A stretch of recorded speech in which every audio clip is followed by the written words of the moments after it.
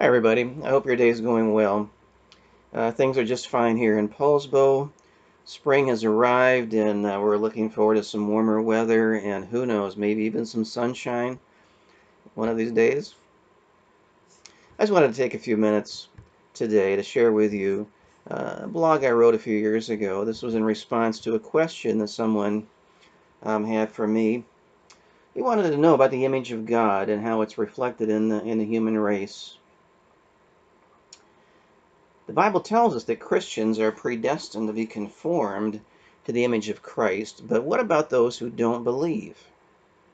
He wanted to know if the image of God is present in an atheist. Well, to answer that question, we need to go back to the Genesis account of creation. The image of God is what makes the human race unique. A person who doesn't accept the reliability of the Bible can still know something about God by simply considering what he or she knows best, himself. Because there are qualities in man that can't be observed anywhere else in the universe. It's not unreasonable to consider the possibility that those qualities came from outside the universe. That's what the Bible teaches us in the story of creation. Adam and Eve were the last creatures God made and the first to be created in His image. In other words, they were made to resemble God in some way. Because God is a spirit, we can say that His image is reflected in the spirit of man that sets him apart from the animals. It's the spirit of man that makes it possible for him to have fellowship with his Maker. And it's the spirit that bears God's likeness. Like God, man has the intellectual ability to reason and choose. When someone creates a new computer program, writes a book, or composes a new song or names a child, he's reflecting on a small scale the intellectual ability and freedom of God. He's providing evidence for the image of God. Sometimes we say that Adam and Eve were created innocent, but the moral reality is deeper than that. They were created holy and righteous. That's why God saw this couple and proclaimed that they were very good. And that's why even the most committed atheist will speak of good and evil or feel guilty. When he does, he's demonstrating the reality of God's image in his own sense of morality. The human race was created with a capacity, like God's nature, for love. When Adam was created, God knew that he would need Eve because it was not good that man should be alone. When someone marries, makes a new friend, or acts against his own self-interest for the benefit of another, we can see God's nature in that person. You know the rest of the story, however. God's image was distorted by sin.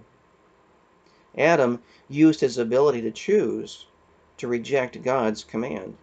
His righteous nature was lost by an unrighteous act.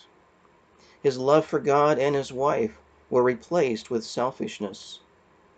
On every level, God's image was marred, and he passed that depravity on to all his descendants.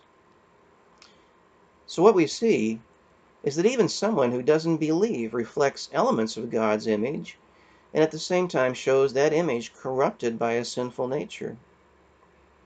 You saw both man's greatness and his depravity graphically demonstrated on September 11th, 2001.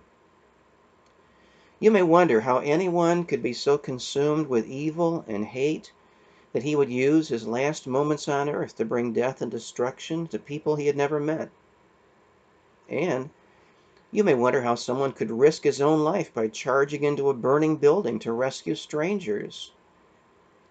The only clear and cogent answer you will find is in Genesis, where it explains how God's likeness and man's sinfulness can't exist in the same creatures. That's why people today, even those who don't believe in God, reflect the greatness that comes with his image, and at the same time the capacity for the worst acts of evil in our fallen nature. The good news of the gospel is that when God saves a person, he begins a work of restoration. He creates a new nature in the Christian that changes him from glory to glory until the disfigured image of God is replaced by a true likeness. And that's why the Bible tells Christians Put on the new man, which was created according to God in true righteousness and holiness. Ephesians 4:24. Hope you enjoyed that, and have a great day, my friend.